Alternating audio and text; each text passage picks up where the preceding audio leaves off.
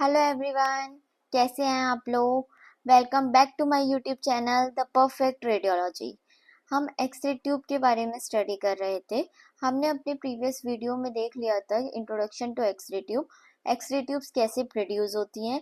इसके अलावा कैथोड और ग्लास एनवेलप को भी हमने स्टडी कर लिया था। आज का जो हमारा टॉपिक रहने वाला है वो रहने वाला है एनोड। आज हम क्या देखेंगे, एनोड के बारे में देखेंगे। तो आइए स्टार्ट करते हैं हम अपने लेक्चर को। सबसे पहले एनोड के ऊपर कौन सा चार्ज होता है, मैंने आपको पहले भी बताया था। एनोड पे कौन सा चार्ज रहता है, पॉजिटिव चार्ज। कौन सा चार्ज होता है एनोड पे, पॉजिटिव चार्ज। एनोड क्या है, पॉजिटिव टर्मिनल है, ठीक है। देखिए एनोड के बेसिस पे आपकी एक्सरे ट्यूब को दो पार्ट, आपकी एक्सरे ट्यूब कितने टाइप्स की होती हैं। एनोड के बेसिस पे एक्सरे ट्यूब दो टाइप्स की होती हैं। एक होता है आपका stationary anode, stationary anode x-ray tube, और एक आपकी होती है रोटेटिंग एनोड एक्सरे ट्यूब। हमें इन दोनों ही टाइप के एक्सरे ट्यूब को स्टडी करना है। तो स्टार्ट करते हैं। सबसे पहले स्टेशनरी एनोड एक्सरे ट्यूब। ये स्टेशनरी एनोड एक्सरे ट्यूब में क्या होता है, इसकी जो एनोड होती है वो किसकी बनी होती है, टंगस्टन प्लेट की। स्टेशनरी एनोड एक्सरे ट्यूब किसकी बनी होती है, टंगस्टन प्लेट की। 2 to 3 mm थिक आपकी टंगस्टन प्लेट रहती है और इसकी लेंथ कितनी रहती है, 1 सेंटीमीटर इसकी लेंथ होती है, ठीक है। अब ये जो आपकी टंगस्टन प्लेट है, जो एनोड जो है आपके, जो टंगस्टन प्लेट की बनी हुई है, ये किस में एम्बेडेड रहती है, कॉपर में।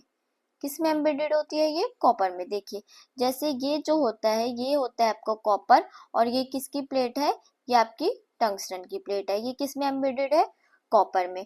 कॉपर में क्यों एम्बेडेड रहती है, to facilitate heat dissipation, heat dissipation को फैसिलिटेट करने के लिए। अब ये हीट डिसिपिएशन क्या होता है, हीट डिसिपिएशन होता है मतलब आपकी जो एक्सरे ट्यूब हीट हो गई है उसका ठंडा हो जाना, यानी कि जो हीट होती है वो क्या हो जाती है, ट्रांसफर हो जाती है। Heat dissipation means transfer of heat, ठीक है। अब यहाँ पे मैंने आपको बताया कि जो आपकी टंगस्टन प्लेट है वो किस में एम्बेडेड है, कॉपर में। तो अब एक क्वेश्चन यहाँ से बनता है कि जो आपने जो कॉपर है वो ही यहाँ पे क्यों यूज किया है, वाई कॉपर, ठीक है। जिस तरह से क्वेश्चन था वाई टंगस्टन, उसी तरह से क्वेश्चन है वाई कॉपर। क्योंकि कॉपर जो होता है वो बेटर कंडक्टर ऑफ हीट होता है।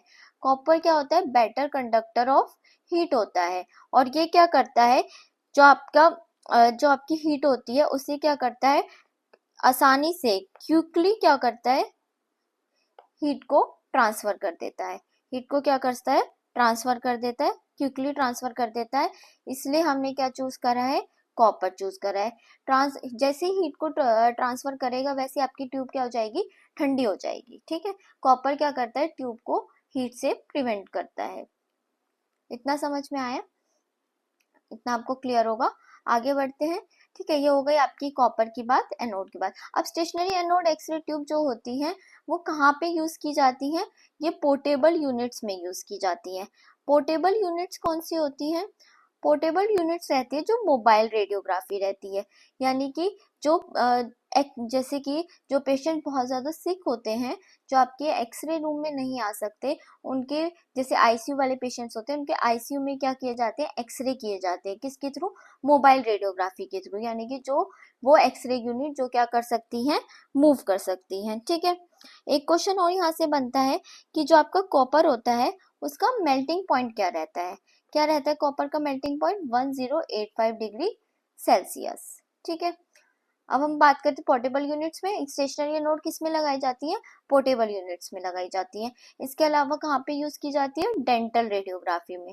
डेंटल रेडियोग्राफी यानी कि दांतों के जो एक्सरेज होते हैं उनके लिए हम क्या यूज करते हैं, स्टेशनरी एक्सरे ट्यूब यूज करते हैं, ठीक है। अब स्टेशनरी एक्सरे ट्यूब की ना कुछ डिसएडवांटेज थी, इसकी क्या थी, कुछ डिसएडवांटेज थी। जैसे कि ये क्या कर देती थी, एक्सरे ट्यूब को डैमेज कर रही थी। एक्सरे ट्यूब क्या हो जाती थी, जल्दी डैमेज हो रही थी। किसकी वजह से, due to the continuous striking of electrons on one target. यानी कि एक ही टारगेट पर कंटिन्यूसली इलेक्ट्रॉन्स के पढ़ने की वजह से जो आपकी एक्सरे ट्यूब हो रही थी वो क्या हो जाती थी, डैमेज हो जाती थी। जो आपकी इलेक्ट्रॉन की बीम एक ही टारगेट पर, एक ही फोकस पर आपके स्ट्राइक कर रही थी, उसकी वजह से आपकी स्टेशनरी एनोड एक्सरे ट्यूब क्या हो जाती थी, डैमेज हो जाती थी। इसलिए इस प्रॉब्लम को रिसॉल्व करने के लिए कौन सी एक्सरे ट्यूब आई, स्टेशनरी की जगह कौन सी आई, रोटेटिंग एनोड एक्सरे ट्यूब आई। ठीक है, अब इसके बारे में भी हमें देखना है। एक बात और याद रखना, स्टेशनरी एनोड एक्सरे ट्यूब जो होती है उसकी जो एक्सरे आउटपुट होता है वो क्या मिलता है, लोअर रहता है, एक्सरे आउटपुट इतना अच्छा नहीं रहता। ठीक है, अब रोटेटिंग एनोड एक्सरे ट्यूब में क्या था, rotating anode x-ray tube tungsten plus rhenium के बल के बनी हुई थी। इसमें टंगस्टन 90% था और रेनियम कितना था, रेनियम क्या था, 10% था। ठीक है, इसमें क्या हो रहा था, जो आपका एनोड का टारगेट था, जो एनोड टारगेट था वो क्या कर रहा था, रोटेट कर रहा था। जो एनोड का टारगेट था वो क्या कर रहा था, रोटेट कर रहा था, जिसकी वजह से सरफेस एरिया क्या था, बढ़ गया था। आपके एनोड का सरफेस एरिया क्या था, इंक्रीज हो गया था। और सरफेस एरिया इंक्रीज होने की वजह से ट्यूब की लाइफ क्या थी, इंक्रीज हो गई थी। देखिए एनोड रोटेट कर रहा है तो एनोड का सरफेस एरिया भी क्या हो चुका है, बढ़ चुका है, जिसकी वजह से आपकी ट्यूब की लाइफ भी क्या हो चुकी है, इंक्रीज हो चुकी है। ठीक है, तो पर्पस क्या था रोटेटिंग एनोड एक्सरे ट्यूब का लाने का, पर्पस क्या था, पर्पस था स्प्रेड हीट, हीट को स्प्रेड करना, यानी कि वो हीट जो एक्सपोजर के दौरान, एक्सरे एक्सपोजर के दौरान प्रोड्यूस हो रही है उसे स्प्रेड करता था over large area of anode. मैंने जस्ट आपको बताया कि एनोड टारगेट रोटेट कर रहा था, जिसकी वजह से एरिया क्या था एनोड का, वो इंक्रीज हो चुका था। तो जो पर्पस क्या बना रोटेटिंग का एनोड का, हीट को, जो हीट प्रोड्यूस हुई है एक्सपोजर के दौरान उसे स्प्रेड कर देता था over large area of anode. Stationary में क्या होता, वो सारी हीट एक ही टारगेट पर लग रही थी। अब जो था एनोड का जो सरफेस एरिया हो गया वो बढ़ गया, और जब हीट जो हो गई वो कैसे हो गई, इक्वली स्प्रेड होने लगी।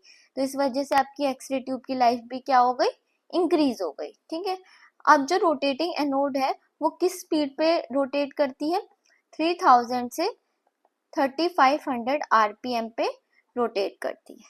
ठीक है, ये हो गई आपकी रोटेटिंग एनोड एक्सरे ट्यूब।